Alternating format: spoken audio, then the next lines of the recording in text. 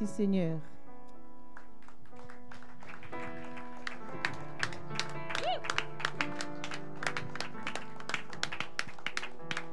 Bonjour tout le monde, ça va bien?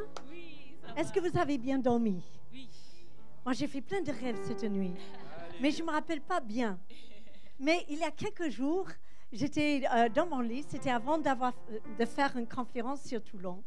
Et je me suis trouvée en train de marcher tôt un matin avec un peu de brume dans des vignes. Alors, dans le sud, on a beaucoup de vignes. Et j'étais avec quelqu'un et on cherchait, je sais pas, on cherchait des vêtements, je n'ai pas trop compris. Mais on marchait et là, au bout d'une rangée, il y avait une pile de vêtements.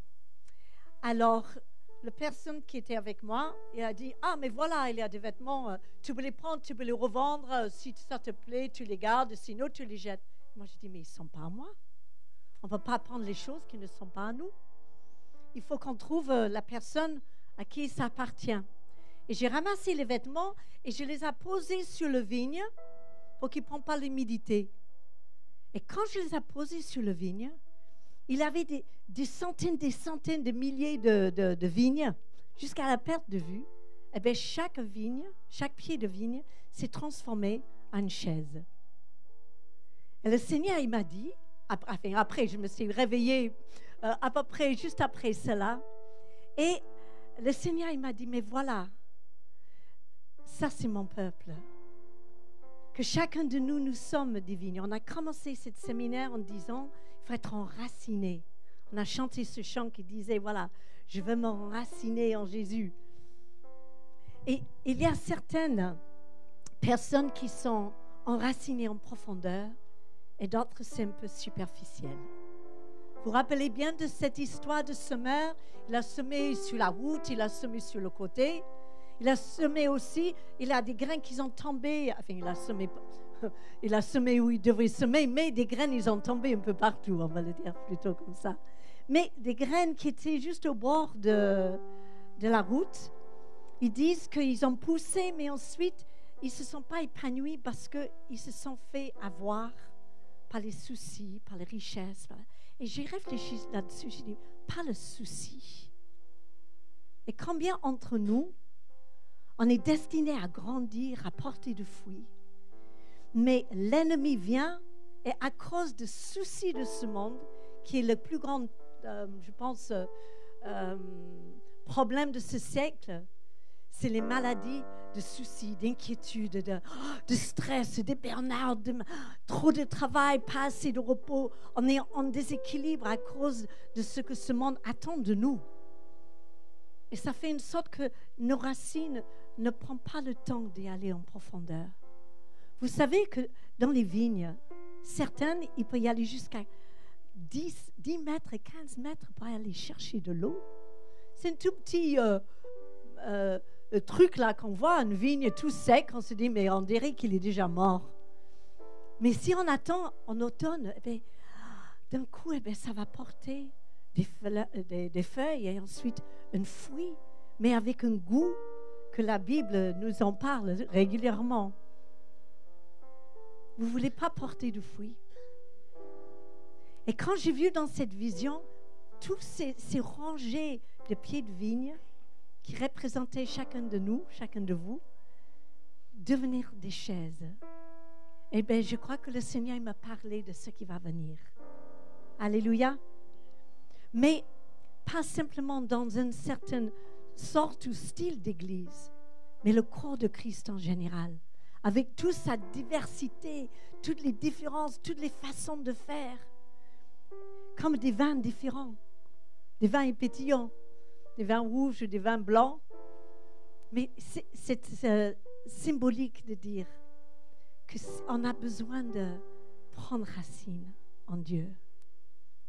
Et en étant fondés et enracinés dans l'amour de Christ, nous puissions comprendre avec tous les saints la largeur, la longueur, la profondeur et l'auteur de cet amour. Le Seigneur, il est en train de travailler aujourd'hui même dans votre église, dans cette église ici, et à tous ceux qui sont autour. À Paris, il y a des millions de chrétiens, vous le savez ça? Ils sont tous tellement différents. Et il ne faut pas que le souci nous vole notre fruit. Quand on commence à pousser, d'un coup, on va être avorté dans notre évolution, dans notre progression. Simplement parce que on se fait avoir par le souci ou par l'argent ou par toute autre sorte de projet. Restez enracinés en Christ. Alléluia. Et vos branches vont pousser et vous allez porter du fruit pour sa gloire. Alléluia. Et les promesses de l'Éternel vont s'accomplir pour la France. Je me réjouis parce qu'il y a 30 ans, 40 ans, on avait une toute petite image de ce que c'était le corps de Christ.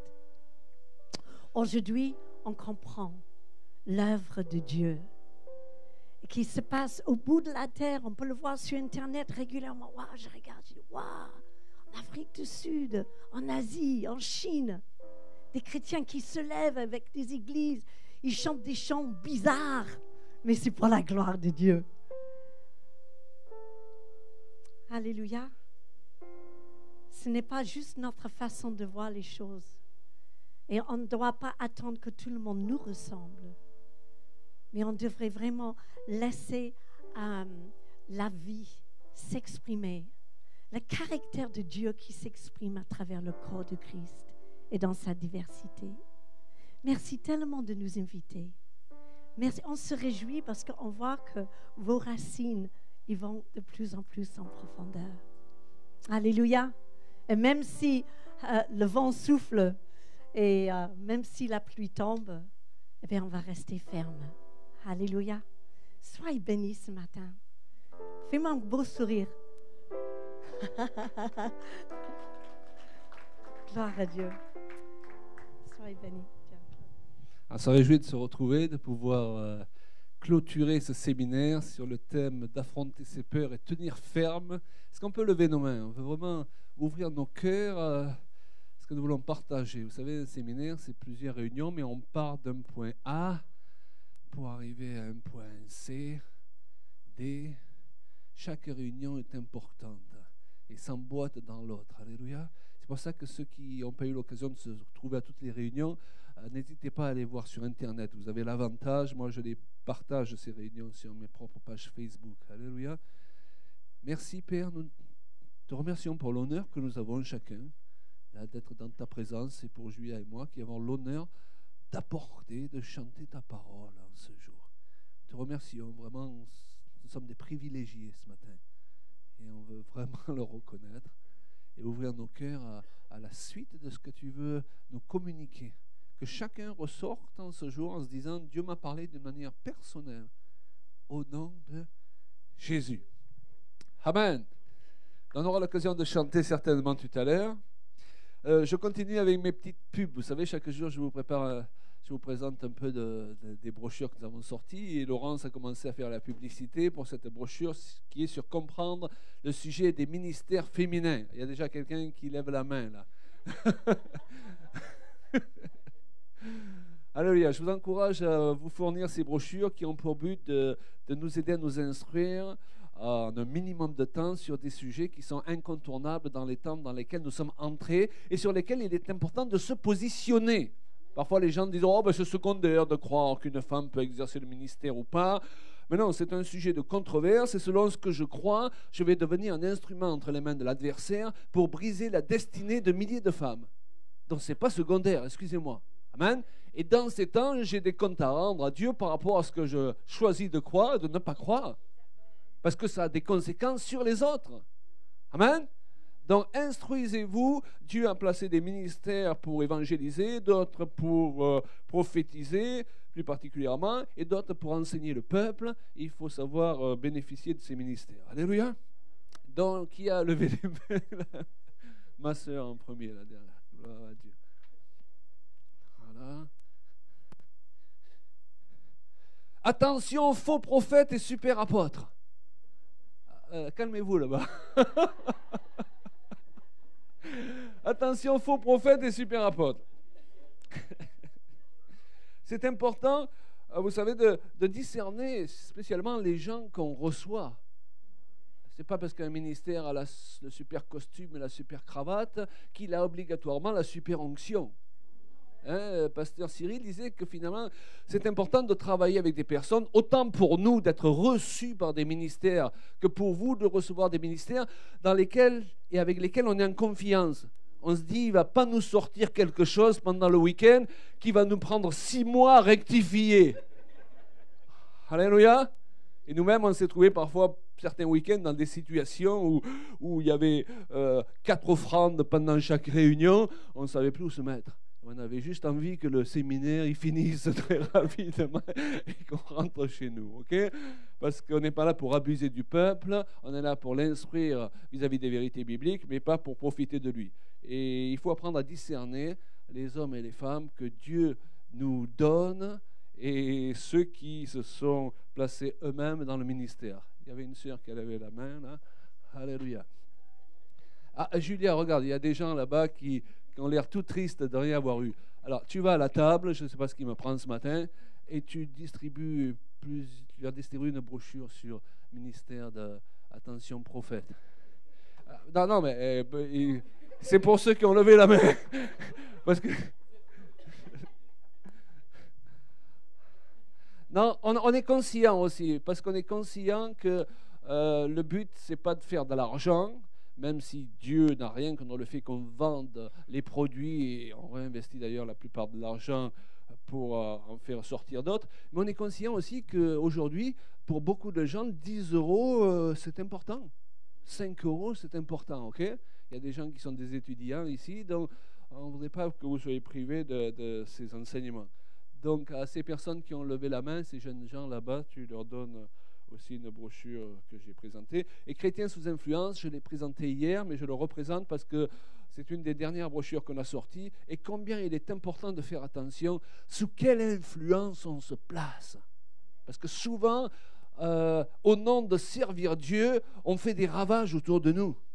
On détruit les gens à coups de versets bibliques. Or, la Bible nous a été donnée pour libérer les gens et non pas pour les asservir.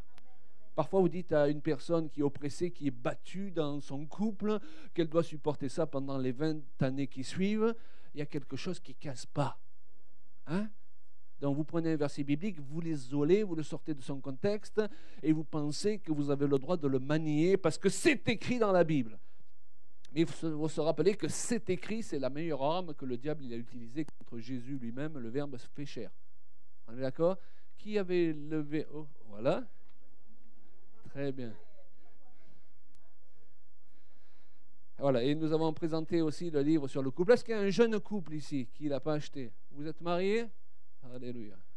Bon, déplacez-vous alors. Soyez bénis. Et vous le lisez avec votre mari. On l'a fait sous cette formule-là parce qu'on a imaginé un peu le couple dans le lit, où ils le lisent ensemble, ok? Voilà, donc on a plusieurs CD, je vais arrêter les présentations, mais on a ressorti le CD Conduis-moi remixé, et donc il y a ce chant Conduis-moi dont quelqu'un me parlait hier qui lui a été en bénédiction. Est-ce qu'il y a quelqu'un qui aime? C'est les petits budgets, c'est pour les petits budgets, hein? Les riches, ne levez pas la main. Alléluia. Alléluia. Alors ce matin, comme je l'ai annoncé hier, je voudrais partager avec vous un message qui s'appelle « Faire avec ce qu'on a ». Pourquoi faire avec ce qu'on a? Lorsqu'on a décidé de s'engager pour le Seigneur, de prendre la terre de Canaan qu'il nous a destinée, il est important de ne pas le faire n'importe comment. Nous avons vu hier qu'il faut le faire motivé par les bonnes et la bonne motivation qui est l'amour. Et on va voir ce matin qu'il est important aussi de ne pas essayer d'aller avec ce qu'on n'a pas. Pourquoi? Parce que je me rends compte qu'au sein du peuple de Dieu, beaucoup de gens essayent d'aller avec ce qu'ils n'ont pas et ils se mettent dans les ennuis et ils mettent aussi ceux qui les suivent dans les ennuis. Parfois, on a un projet d'achat qui est complètement démesuré. Dieu ne nous a pas obligatoirement conduits dans ce projet d'achat. Et à un moment donné, on a tellement besoin d'argent qu'on n'arrête pas de faire des appels d'argent et on plume le peuple de Dieu. Et on lève aux gens l'envie de donner qu'ils avaient au départ. Vous connaissez ces situations? Par contre, je me rends compte, autre extrême, qu'il y a beaucoup de gens qui ne font rien, qui ne se mettent pas en route parce qu'ils estiment qu'ils ont peu. Et ils ne commencent pas à aller avec le peu qu'ils ont. Et de ce fait, Dieu ne peut jamais multiplier le peu qu'ils ont, parce que la Bible nous dit, il y a ce principe, que nous devons aller avec la force que nous avons, et non pas avec la force que nous n'avons pas. Et cet autre principe, c'est que Dieu multiplie nos forces pendant la marche. Donc si je ne me mets jamais en marche avec ce que j'ai, j'aurai jamais plus. Logique.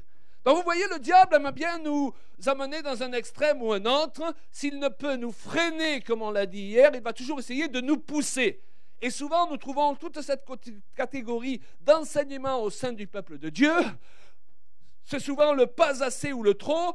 Et je le disais hier, on est souvent pris en sandwich au milieu de ces enseignements. Mais la Bible nous dit que Dieu nous a donné sa parole pour nous rendre équilibrés. Ce dont nous avons besoin aujourd'hui, c'est de serviteurs de Dieu équilibrés. C'est de couples équilibrés. C'est de chrétiens équilibrés. Parce que soyons honnêtes, parfois les gens nous disent, mais vous les chrétiens, vous n'êtes pas très équilibrés. Donc on n'a pas envie de vous ressembler. Alors je ne sais pas pour vous, mais moi je n'ai pas envie que mon christianisme il fasse pitié. J'ai envie qu'il fasse envie.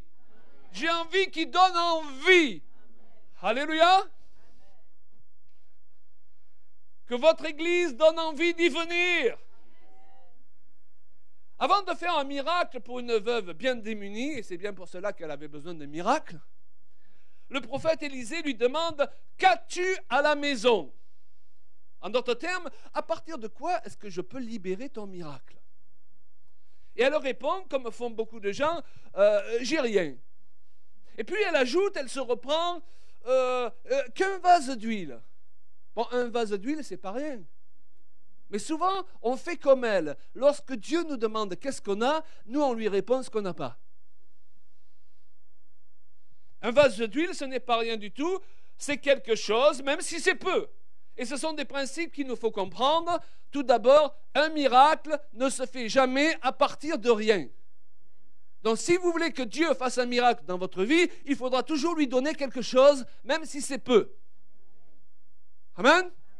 Donc, la notion, comme beaucoup de chrétiens, Dieu va tout me donner et moi je ne lui donne rien, n'a absolument rien de biblique. Parce que c'est ce qu'un homme sème qu'il récolte. Et donc, pour pouvoir récolter, il faut semer, même si c'est peu. Ensuite, pour qu'un miracle se déclenche, justement, il ne faut pas beaucoup, il faut peu. Parce que si on a beaucoup, on n'a pas besoin de miracle. Donc, si vous êtes venu dans ce lieu et vous êtes comme la veuve démunie, soyez réjouis. Vous êtes un candidat au miracle. Soyez réjouis d'être démunis ce matin. Amen. Mais ne dites pas, ça se fera tout seul parce que j'ai entendu la prédication. Saisissez dans la prédication ce que Dieu va vous demander de faire pour déclencher votre miracle. Parce que le problème de beaucoup de chrétiens, c'est qu'ils attendent toute leur vie un miracle qui n'arrive jamais. On connaît même des gens qui sont morts en attendant leur miracle. Parce qu'un miracle n'est pas quelque chose qu'on doit attendre, c'est quelque chose qu'on doit provoquer. Dieu nous appelle à provoquer nos miracles. Cessez d'attendre vos miracles, demandez au Saint-Esprit quelle semence vous devez faire pour provoquer votre miracle. Je ne sais pas pour vous, mais moi je me fais du bien ce matin. Alléluia. Donc il ne faut pas beaucoup pour que le miracle intervienne, sinon ça ne serait plus un miracle. Et le peu que Dieu va nous demander représente notre bonne volonté à participer avec lui au déclenchement du miracle, au lieu d'avoir une attitude passive et d'être totalement déresponsabilisé. Et la déresponsabilité des chrétiens, c'est quelque chose qu'il faut changer. Il n'y a pas de raison que le pasteur, lui, il ait une responsabilité, et toi qui viens à l'église, tu n'en as pas du tout. OK? Il n'y a aucune raison que le pasteur, ça lui prenne 1 heure pour venir à l'église, et toi tu dis, mais moi je ne suis pas concerné. Chacun, on a un prix à payer. Amen?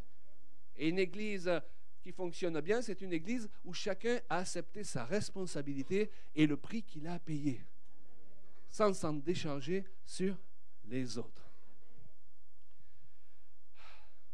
C'est un problème, la déresponsabilisation des gens, qui empêche plus de miracles d'arriver dans les églises. Et c'est appuyé aussi par certains enseignements qui nous confinent dans cette position. Vous connaissez ces raisonnements? Oh, si Dieu veut le faire, il le fera. Si Dieu veut me donner tel don, eh bien, je suis là, Seigneur. Mais la Bible nous dit, comme nous l'avons vu hier, que c'est celui qui cherche qui trouve. Et de rechercher, non pas juste rechercher, de rechercher ardemment les dons spirituels. Et rechercher selon la notion biblique, c'est pas juste que j'ai cherché, j'ai pas trouvé. Jésus a donné l'exemple de cette veuve qui a perdu une pièce. Elle cherche, elle recherche, elle cherche jusqu'à ce qu'elle trouve. Amen. C'est de cet état d'esprit qu'il faut que nous soyons revêtus si nous voulons voir plus de miracles intervenir dans notre vie. Qui est candidat au miracle ici? Qui a besoin d'un miracle? Qui a envie d'un miracle? Alléluia. Un miracle physique, peut-être. Il y a quelqu'un qui a besoin d'une guérison ici? Ok. Je ne vais pas faire lever les mains pour un miracle financier parce qu'en général, les trois quarts de la salle, ils lèvent la main. Ok? Mais recevez la parole ce matin. Elle est là pour provoquer des miracles. Alors, réalisez que Dieu ne nous demande pas de participer avec ce qu'on n'a pas. Il nous demande d'aller avec ce qu'on a. Élisée demanda à la veuve, qu'est-ce que tu as et non pas qu'est-ce que tu n'as pas. Et le problème de beaucoup de chrétiens est de se concentrer sur ce qu'ils n'ont pas. Beaucoup de gens se concentrent sur la partie du verre qui est à moitié vide au lieu de se concentrer sur la partie qui est à moitié pleine. Et vous savez ce qui se passe? C'est que plus je me concentre sur la partie du verre qui est à moitié vide, plus la partie à moitié pleine commence à se vider aussi. Mais si je me concentre sur la moitié à moitié pleine et que je loue Dieu déjà pour ça, la partie à moitié vide va finir par se remplir aussi. Et c'est la manière de fonctionner du diable, de concentrer notre attention sur ce qu'on n'a pas encore reçu, sur les prières qui n'ont pas été exaucées, sur ce qui ne marche pas encore, jusqu'à ce qu'on en oublie tout ce qui marche et tout ce que Dieu a fait dans notre vie. Dieu aime la reconnaissance. Rendez gloire à Dieu pour ce que vous avez, au lieu de vous concentrer sur ce que vous n'avez pas. On a tous des choses qui ne fonctionnent pas encore. Et plus on va se concentrer sur ces choses-là, plus on va en oublier les choses qui fonctionnent et les raisons que nous avons de rendre gloire à Dieu. Et le diable aime fonctionner comme cela. Regardez, si je commence à concentrer mon attention sur cette caméra-là, au bout d'un moment, je ne vois plus que la caméra. Et je vous oublie, vous, qui êtes beaucoup plus précieux que cette caméra. Je deviens obsédé par la caméra et j'en oublie le reste. Et le diable aime attirer notre attention sur un point secondaire, négatif, jusqu'à ce qu'il prenne toute la place. Vous avez déjà vu un adolescent, il regarde dans la glace le matin, il voit qu'il a un petit bouton sur le nez. Il se dit, il faut se débarrasser de ce bouton. Alors, au lieu de le laisser tranquille, il le presse. Et quand il sort de la salle de bain, est-ce que le bouton, il a disparu? Il est encore plus gros qu'avant, il ressort avec un gros sparadrap. OK? Donc, vous comprenez ce que le diable veut faire lorsqu'il veut attirer notre attention vers les choses négatives? Il veut faire en sorte qu'on perde aussi ce qu'on a. Si on se concentre trop sur ce qu'on n'a pas, on va finir aussi par perdre ce qu'on a. Donc la Bible nous dit d'aller avec la force qu'on a, car Dieu renouvelle nos forces pendant la marche. Dieu ne nous demande jamais, parce qu'il n'est pas injuste, d'aller avec ce que nous n'avons pas. Quand c'est le moment de l'offrande, Dieu ne nous demande pas de mettre des lingots d'or, si on ne les a pas. Il ne nous demande pas non plus de faire des chèques par la foi. Vous connaissez les chèques par la foi? À une époque, c'était très répandu. Quand on prêchait sur la foi, je me rappelle dans mon église, il y a plusieurs personnes qui faisaient des chèques par la foi. C'est-à-dire, ils mettaient une somme sur le chèque qu'ils mettaient dans l'offrande ou qu'ils vous donnaient, qui était un peu mirobolante par rapport à la réalité de leur compte en banque. Et si bien qu'après, ils étaient interdits bancaires par la foi.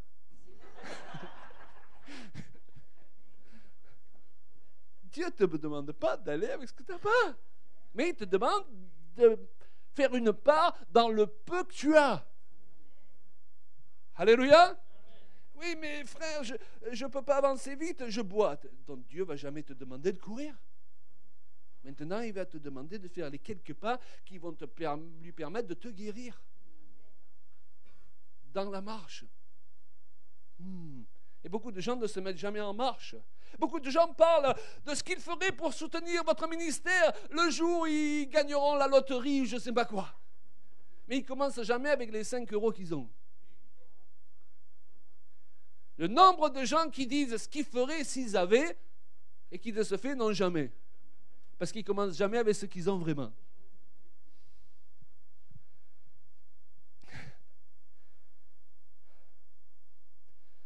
Quand vous avez un résultat, même si ce n'est pas tout ce que vous attendiez, bénissez Dieu pour cela. Je connais l'exemple véritable d'une personne qui a été dans un fauteuil roulant pendant plusieurs années. Dans une réunion comme celle-ci, elle a été guérie par le Seigneur, elle est sortie de son fauteuil roulant. Maintenant, elle avait encore de l'arthrose et quelques problèmes. Eh bien, vous voulez savoir, cette personne, toute la semaine qui a suivi sa guérison, elle a râlé de ce que Dieu ne l'avait pas guérie dans tous les domaines. Il y a des gens, parfois, c'est des râleurs. Eh bien, au bout d'une semaine, qu'est-ce qui s'est passé? Elle est repartie dans son fauteuil roulant. Alors que si elle avait commencé à glorifier Dieu pour ce qu'elle avait reçu, qui n'était pas si mal que ça, Dieu aurait continué le travail qu'il avait entrepris. Dieu aime la reconnaissance. Donc, vous endormant ce soir, au lieu d'accepter de focaliser sur tout ce que vous n'avez pas vu s'accomplir, tous les soucis, passez en revue ce que vous avez et louez Dieu pour cela. Parlez pas continuellement à votre femme de ce qu'elle n'a pas encore. Mettez en valeur tout ce qu'elle a. Et elle aura envie de vous en donner plus. Alléluia. Mais critiquez-la toute la journée, elle aura envie de vous en donner moins. Vous serez le premier perdant. Et je vois des sœurs qui sont là. Amen, amen. Bon, ça marche dans l'autre sens, ok? C'est bizarre. Il y a des choses, parfois, quand on les dit en prêchant, ça fait plaisir aux gens. Dans la foi, ce n'est pas aller avec ce qu'on n'a pas. Mais ce n'est pas attendre non plus que tout se fasse tout seul. Dieu dit à la veuve, qu'as-tu? Et Dieu n'accepte pas rien comme réponse. On a tous quelque chose. Vous savez, parfois les gens vous disent, il n'y a pas d'amour dans cette église. Oui, d'accord, mais si tu commençais à donner le peu que tu as, au lieu de râler de ce que tu ne reçois pas. Oui, les gens, ils ne me sourient jamais. Mais tu as vu la tête que tu tiens? Tu as une tête d'enterrement. Ben, tu reçois ce que tu sèmes. Hein? Tu leur tires une tête d'enterrement, ils n'ont pas spécialement envie de te sourire. Donc si je vous fais un beau sourire, là, vous vous mettez naturellement, la plupart d'entre vous, hein, à sourire. Alléluia. Vous voulez que les gens vous sourient? Souriez-leur. Vous voulez que les gens vous donnent de l'amour? Donnez-leur de l'amour, même si vous en avez peu. Oui, mais j'étais blessé dans mon enfance. D'accord, mais ça n'empêche pas que lorsque tu es né de nouveau, Dieu a placé un dépôt en toi. Sa paix, son amour.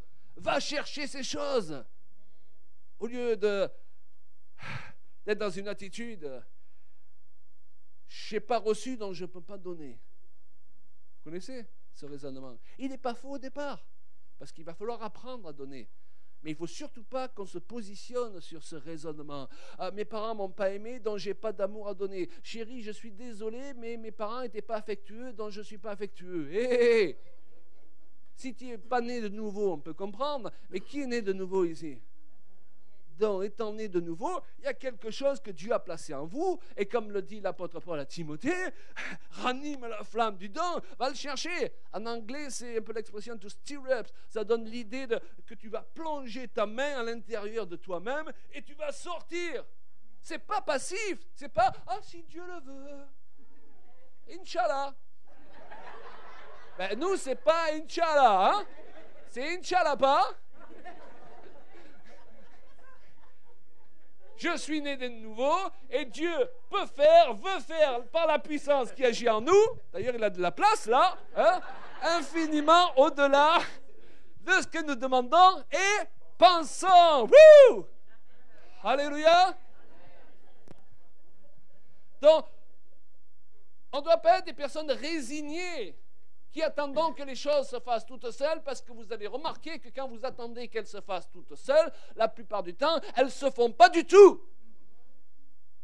Donc il faut un peuple qui se lève, conscient de son autorité, conscient de ce qu'il a reçu de la part de Christ, et qui n'attend pas que Dieu fasse tout le travail, parce que si Dieu a placé son Église sur cette terre, c'est pour faire le travail à travers elle.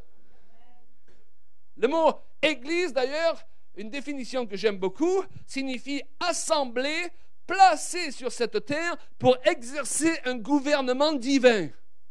Wow! Je suis placé sur cette terre pour changer le cours des choses. On a beaucoup d'intercesseurs, vous savez, des équipes d'intercession dans les églises, ils passent plus de temps souvent à parler sur les gens que prier pour eux. Mais une vraie équipe d'intercession, vous savez ce qu'elle fait? Elle prend le journal, elle dit, tiens, on a enlevé un enfant dans la région, nous, on va changer le cours des choses. On va faire en sorte que les policiers, ils le retrouvent avant qu'il lui soit fait du mal. Parce que nous, on a reçu une autorité. Alléluia. On est placé sur cette terre pour exercer un commandement divin. Et derrière ces choses, ce sont des démons qui se trouvent là, et nous avons reçu une autorité. Donc, au lieu de parler sur les gens, on va intercéder pour de bon, pour des sujets précis, en attendant des résultats précis et rapides. Alléluia.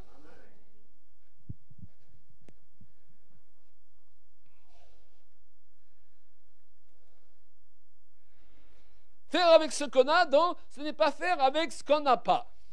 Faire avec ce qu'on a, c'est faire avec ce qu'on a là où on en est. On est d'accord? Mais faire avec ce qu'on a, c'est aussi faire avec qui on a. C'est-à-dire avec les gens qui nous entourent ou que Dieu a mis sur notre chemin. OK?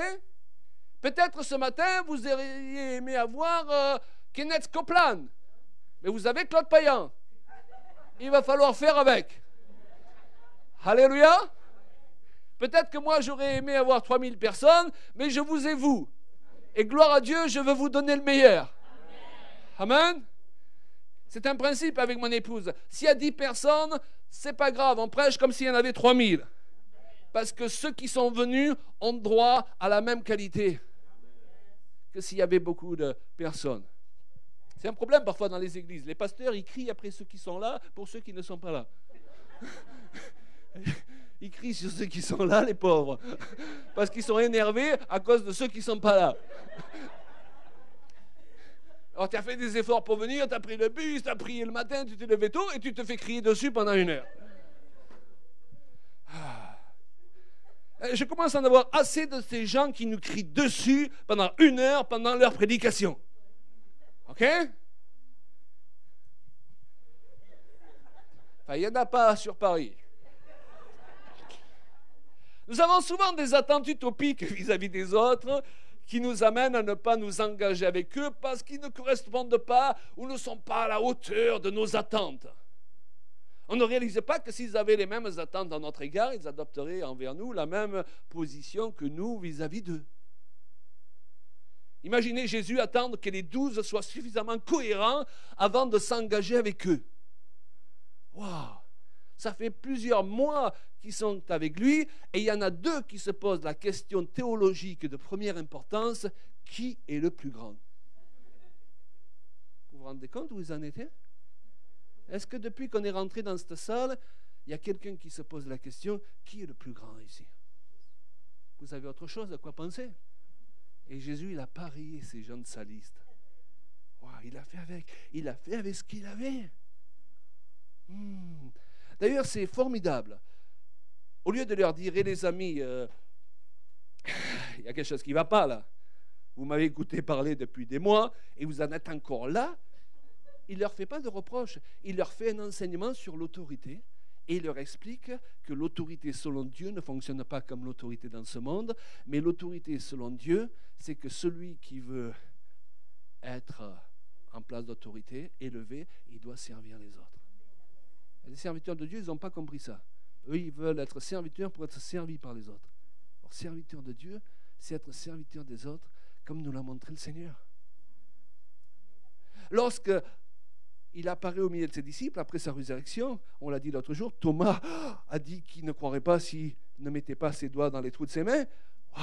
Vous imaginez quand il est apparu, le stress qu'a dû avoir Thomas. Il a dû dire, je vais aux toilettes. Non, il lui dit, viens Thomas, mets tes doigts dans la paume de mes mains. Il ne lui fait pas de reproches. Vous savez que Dieu est bon? Il aurait pu lui dire, tu voulais voir ma main, tu vas le voir ma main, viens. Flash! Vous savez que Dieu est bon?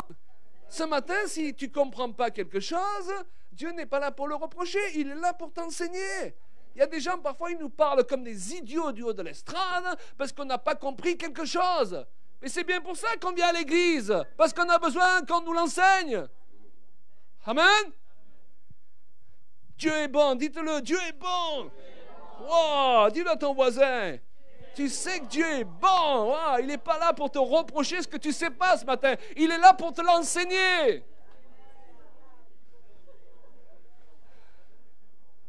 Wouh. On a une vision parfois si utopique du mari qu'on veut, qu'elle nous empêche de reconnaître ce gars merveilleux, mais qui est encore en chantier, bien sûr, que Dieu met sur notre route, au travail, dans l'église, mais qui ne correspond pas à une image utopique. Quand je me suis marié avec mon épouse, elle n'était pas finie. Hein? Bon, je n'étais pas fini non plus. Hein?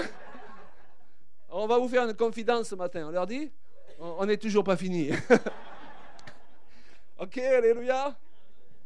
On cherche peut-être un homme self-sufficient, alors que Dieu nous a donné la vocation d'aide pour aider un homme à devenir un homme. C'est pas facile dans ce monde de devenir un homme. On a besoin d'avoir une femme qui ne nous marche pas dessus, qui ne veut pas prendre toutes les décisions à notre place en nous ôtant notre dignité d'homme.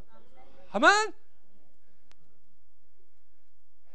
Que penser de cette femme qui est tombée amoureuse et s'est mariée avec ce jeune prédicateur si positif, sans bras et sans jambes? De tels exemples aident à relativiser. C'était peut-être pas son idéal parfait au départ, mais entre-temps, Dieu a travaillé son cœur. Elle a compris que c'est ce gars qu'elle voulait. Vous savez, si Dieu nous donnait parfois ce qu'on veut, alors qu'on n'est pas en état de savoir vraiment ce qu'on veut, on finirait vite par ne plus le vouloir.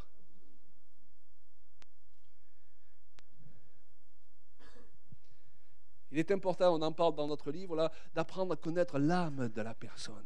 Quand on aime et découvre l'âme d'une personne, on tombe amoureux du physique. Ne vous inquiétez pas, c'est important le physique, mais ça ne commence pas par là. Par contre, on peut tomber amoureux du physique d'une personne et après, on apprend à connaître l'âme et croyez-moi, on ne sait plus comment se dépêtrer de la situation.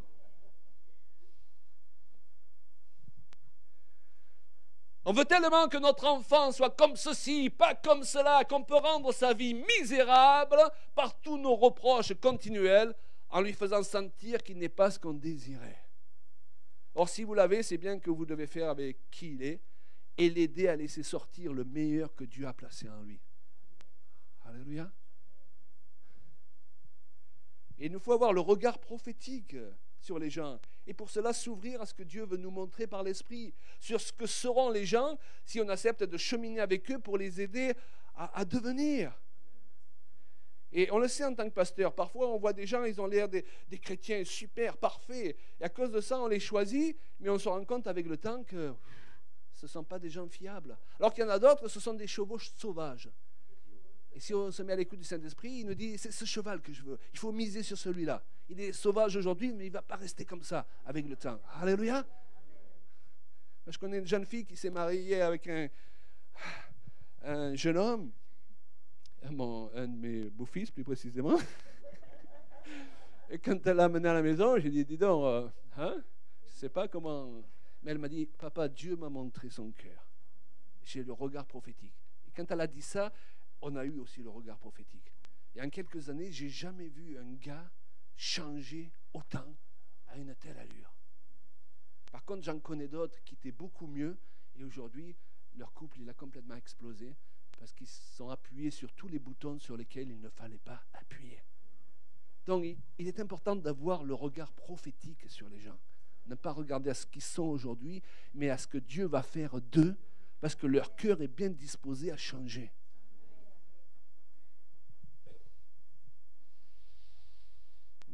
Quelle sorte de personne on doit marier, quel type de collaborateur, de serviteur de Dieu on doit choisir. Ok? Vous allez me dire, mais l'amour, ça ne suffit pas l'amour. Parce qu'il y a beaucoup de choses qu'on appelle l'amour, ce n'est pas l'amour selon Dieu. C'est un lien démoniaque. Il y a des gens, on croit les aimer et on se retrouve esclave de ces gens. Parce qu'on ne sait pas que ce qu'on croit être de l'amour, c'est exactement comme si quelqu'un nous avait jeté un sort. Vous savez, quand on jette un sort ou qu'on fait boire un fruit de particulier à certaines personnes pour qu'elles tombent amoureuses de vous. Elles ne tombent pas vraiment amoureuses de vous, d'amour. Elles se retrouvent liées par un lien démoniaque. Elles pensent qu'elles ont absolument besoin de vous, qu'elles ne peuvent pas vivre sans vous. Et elles sont prêtes à voir la déchéance de leur propre personne pour rester avec vous. Ça n'a rien à voir avec l'amour selon Dieu. Ça n'a rien à voir. Et c'est important de savoir si quand on parle d'amour, on veut celui qui vient d'en haut, qui est la nature de Dieu. Dieu est amour. Ou si on veut ce semblant d'amour qui lie chaque jour des hommes et des femmes dans des situations terribles. Vous voulez l'amour selon Dieu? Amen. Gloire à Dieu. Alors il faudra parfois avoir le courage de briser certains liens qui n'y correspondent pas.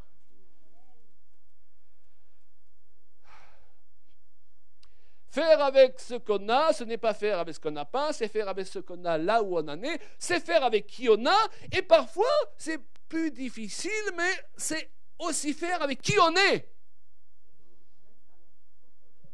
Beaucoup de gens passent toute leur vie à essayer d'être quelqu'un d'autre que qui ils sont vraiment. Nous aimerions souvent être quelqu'un d'autre que qui nous sommes. Or, Dieu nous a créés chacun unique. Hello. Chacun de nous qui est né de nouveau est obligatoirement une merveilleuse créature. On l'a dit avec les jeunes gens hier. Pour quelle raison? Qui est né de nouveau ici? Rassurez-moi. Ok, si vous êtes né de nouveau, ça veut dire que le Saint-Esprit est venu recréer votre esprit. Vous avez été recréé en Jésus-Christ. Selon ma logique, Dieu n'a pas pu recréer un seul pauvre type en Jésus-Christ. Même s'il nous arrive parfois de nous comporter en pauvre type. De temps en temps, ça m'arrive encore. J'y travaille. Alléluia. Mais ta nature, ta nouvelle nature, c'est tout sauf pauvre type. C'est une merveilleuse créature. David, qui n'était pas encore né de nouveau, il a pu dire, je te remercie de ce que je suis une créature merveilleuse. À plus forte raison, nous qui sommes nés de nouveau, pouvons-nous le dire, je suis une créature merveilleuse. Parce que souvent, je me conduis comme qui je ne suis pas, quand j'oublie qui je suis. C'est pourquoi le diable fait tant d'efforts pour nous faire oublier qui nous sommes en tant que nouvelle créature, parce que quand on oublie qui on est, on finit par se comporter comme qui on n'est pas. Alléluia. Nous aimerions souvent être quelqu'un d'autre que nous ne sommes pas, mais nous n'avons pas besoin de cela. Nous pouvons dépenser tellement d'énergie dans ce sens que cela va littéralement nous détourner de notre appel. Personnellement, à une époque, j'aurais aimé avoir le don d'aller vers les gens avec plus de convivialité, de familiarité que je vois d'autres, dont ma propre femme. Vous savez, ma femme, elle ne connaît pas quelqu'un. Ah, comment ça va? Moi, je suis là, et on ne se connaît pas, doucement.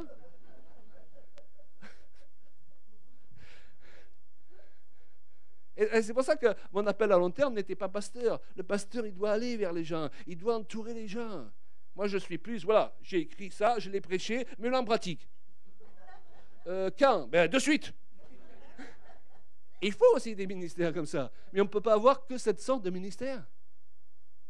Alléluia.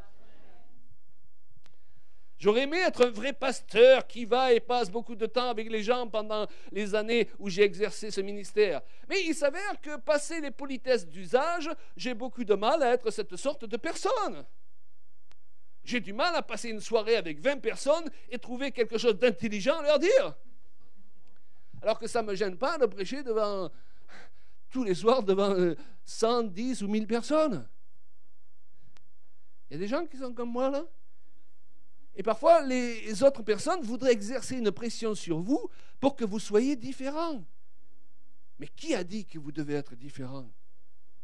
Qui a dit que vous devez être comme les autres?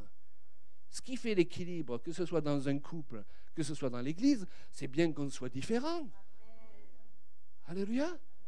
Avec ma femme, lorsqu'on était nouvellement mariés, moi je marchais toujours 20 mètres devant elle. Elle s'arrêtait à toutes les vitrines. Bon, avec le temps, j'ai appris à ralentir, elle a appris à accélérer. Après 40 ans, on arrive à marcher ensemble. Alléluia. La différence n'est pas une tare. Même si on a des efforts à faire. Mais une fois que tu as fait tous les efforts que tu dois faire, et je ne dis pas qu'il ne faut pas en faire, tu es quand même comme Dieu t'a créé. Et tu ne dois pas accepter la pression des autres pour que tu deviennes quelqu'un d'autre que qui tu es vraiment. C'est pour ça que dans le couple, il faut aussi se libérer. Il y a des choses qu'on fait ensemble, et il y a d'autres choses où je libère mon épouse, je ne la force pas à écrire. Amen. Elle me dit, bon, en 10 minutes, tu écris ce qui me prend une semaine à écrire. Puis elle, quand elle se met à bouger, à danser, des fois avec des bannières, oh, je dis, mais comment elle fait pour bouger comme ça? Moi, si je me mets à danser, je marche sur les pieds de tout le monde. Alors, c'est important de vous accepter tel que vous êtes et d'arrêter d'accepter la pression des gens qui veulent que vous soyez quelqu'un d'autre. Et à un moment donné, il faut dire, je suis ça, j'en suis fier, et ça va être mis au service de Dieu dans les meilleures conditions. Wow! Il y a des choses, c'est comme si on n'avait pas été créé avec l'option. Vous savez, on appuie sur le bouton, il n'y a rien qui vient. Ça n'a rien à voir avec le fait de ne pas aimer les gens, et encore moins avec le fait de les mépriser. Les gens, ils pensent parfois que si vous ne leur tenez pas la conversation pendant 3 quarts d'heure, vous les méprisez.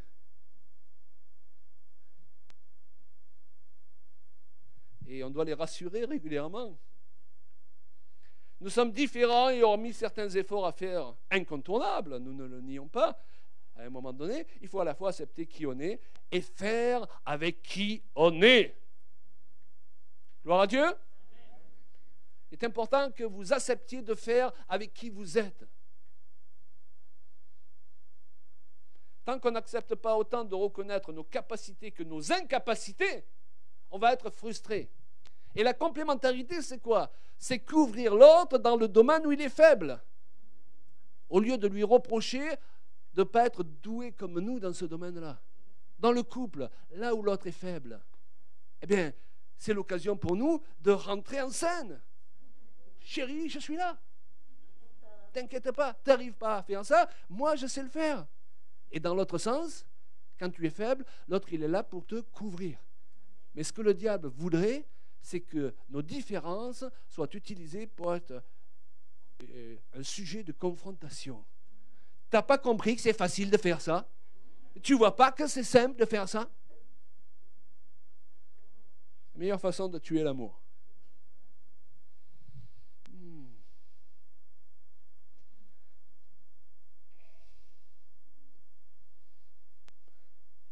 Donc mon objectif dans la vie ne doit pas être d'essayer d'être comme le pasteur un tel ou comme le frère un tel. Moi, j'ai un objectif dans la vie, c'est d'être le meilleur Claude Payan possible. Et je tiens à vous dire que vous pouvez essayer d'être un meilleur Claude Payan que moi, vous n'y arriverez pas. Amen. Et l'apôtre Paul le dit dans 1 Corinthiens 7:7, je voudrais que tous les hommes fussent comme moi. Quand on raisonne humainement parlant, on voudrait que tous les gens ils soient comme nous. J'aime le foot, j'aimerais que tout le monde aime le foot. Okay? Mais il dit, chacun tient de Dieu un don particulier.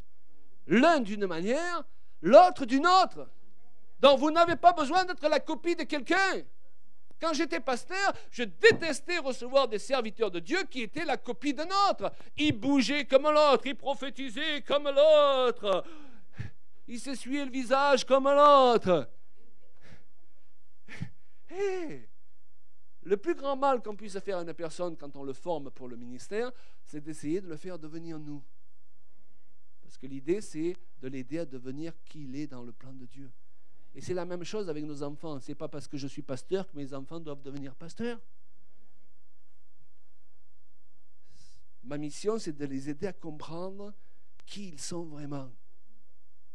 Parce que nous sommes tous uniques et l'unicité est un facteur d'onction.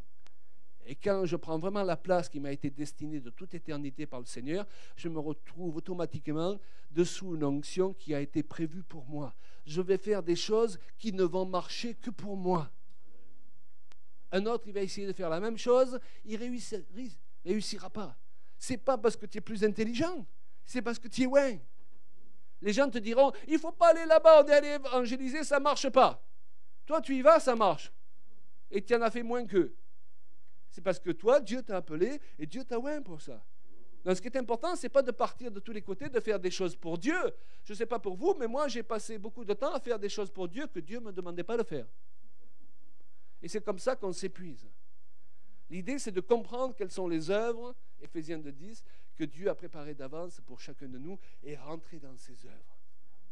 Et là, d'un coup, on se retrouve sous l'onction qui a été prévue pour nous. Et sans forcer, il y a des tas de choses qui commencent à marcher. Car c'est l'onction qui brise les jougs. Est-ce qu'on peut élever nos mains? Seigneur, nous te bénissons.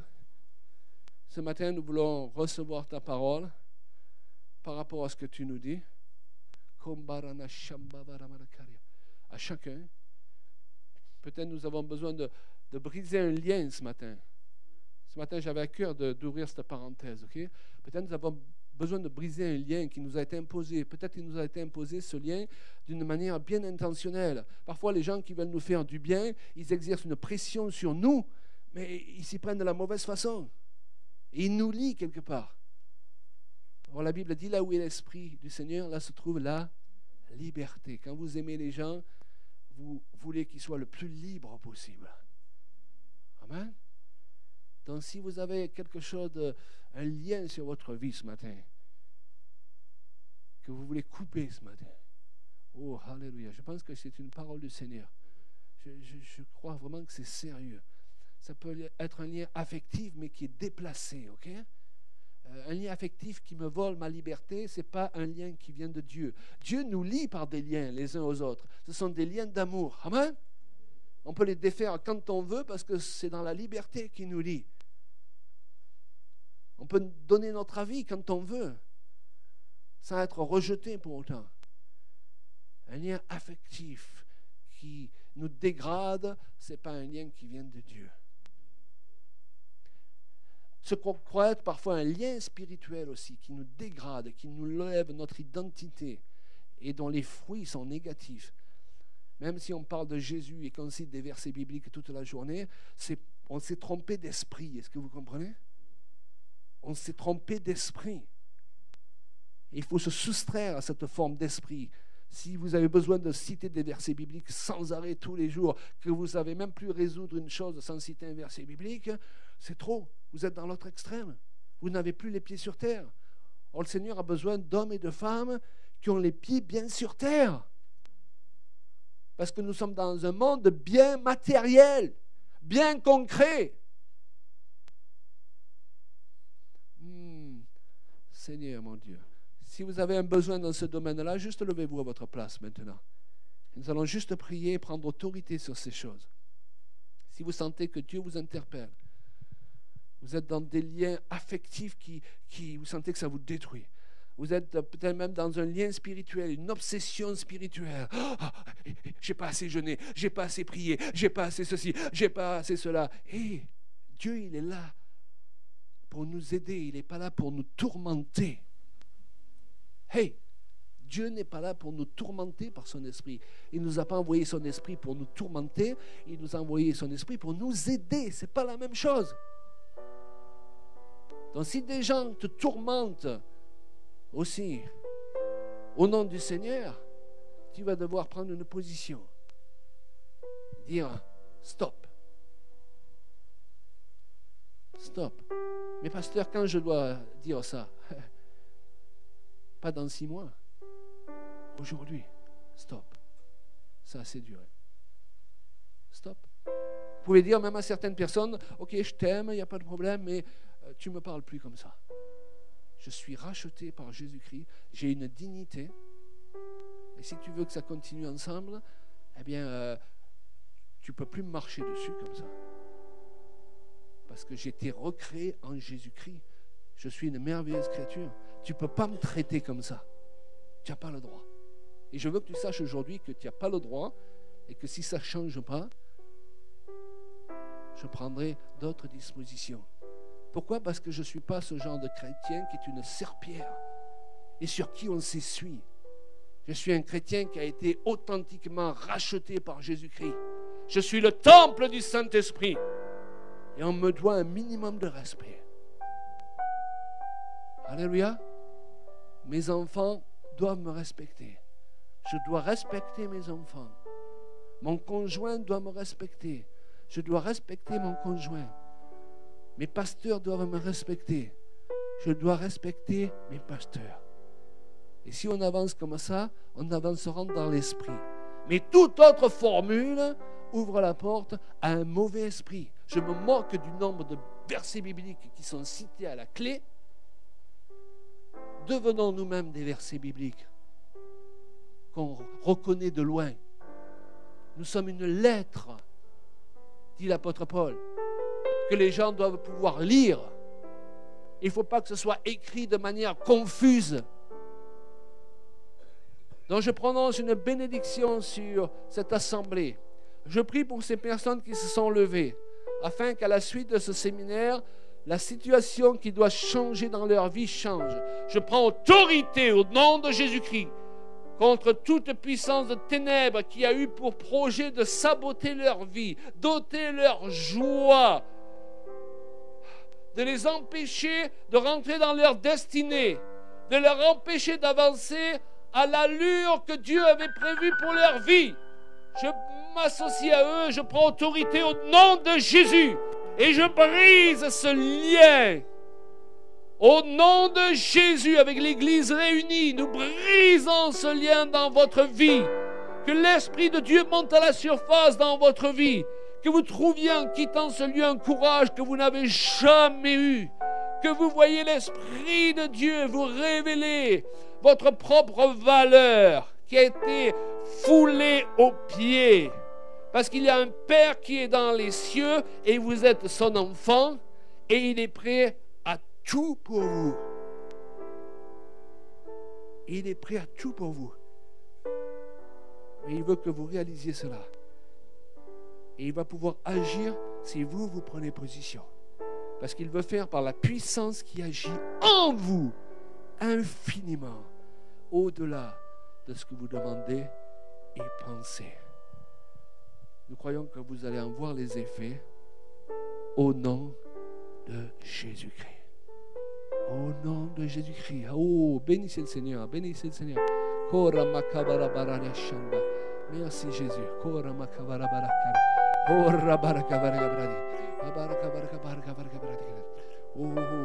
amen. Alléluia.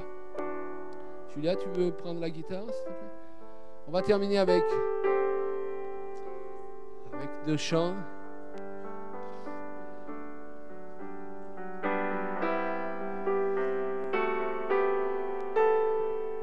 On fait occasionnellement des appels où on fait avancer les gens, où on impose les mains, où on fait l'onction d'huile.